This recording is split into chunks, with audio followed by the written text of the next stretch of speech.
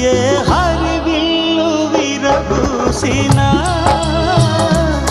నీ దరహాసమనుకుంటిని.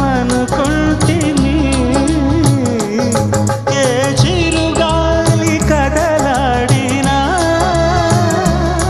నీ చరణాల శృతి వింటిని.